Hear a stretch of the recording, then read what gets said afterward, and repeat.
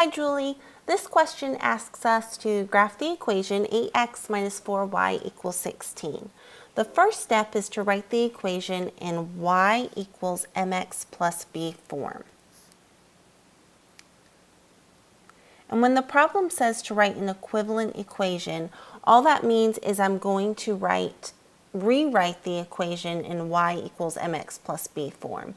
It's not changing the value of the equation, it's just rewriting it in a way that makes it easier to graph.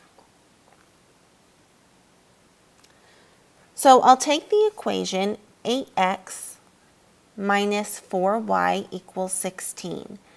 And I want to isolate the y variable. So that means I want to get the y term by itself. The first step is to subtract 8x on both sides of the equation. And I'm subtracting 8x because you want to do the opposite of what's already there. And right now we have a positive 8x. So then I'll do a negative 8x on both sides, or a minus 8x. If we look at the right side, we have 8x minus 8x, so these go away, and I'm left with a negative 4y equals a negative 8x plus 16. And you always want to put the y term first when we're writing it in y equals mx plus b form. So that's why I have the negative 8x first and then a plus 16. And I have a plus 16 because the 16 is positive. Now I'm going to divide each term by a negative 4. So on the left we have a negative 4 divided by a negative 4. And that's a 1, so I'm left with a 1y, which is the same thing as just a single y. Next, we have a negative 8 divided by a negative 4. A negative divided by a negative is a positive, and 8 divided by 4 is 2. So we have a 2x, and then positive 16 divided by a negative 4 is a negative 4. And my equivalent equation in y equals mx plus b form is y equals 2x minus 4. And this is the equation that I'm going to graph. And this makes it really easy to graph because the b in the equation is the y-intercept, and the m in the equation is called the slope. And that's the steepness of the line.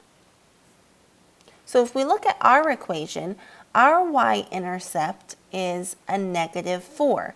You always take the sign with the number.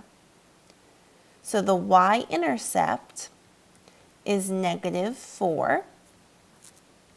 And if I were to write that as an ordered pair, that is 0, negative 4.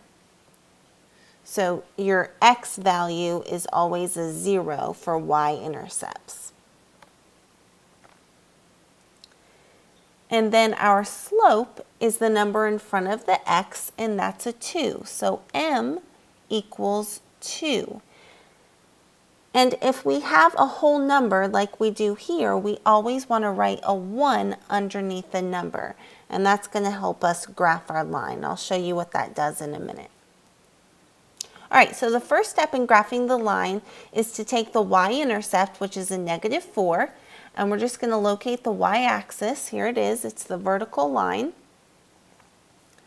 And we're going to find negative 4 on the y-axis. So here's negative 4. And again, that ordered pair is 0, negative 4, because I didn't move right or left on the x-axis.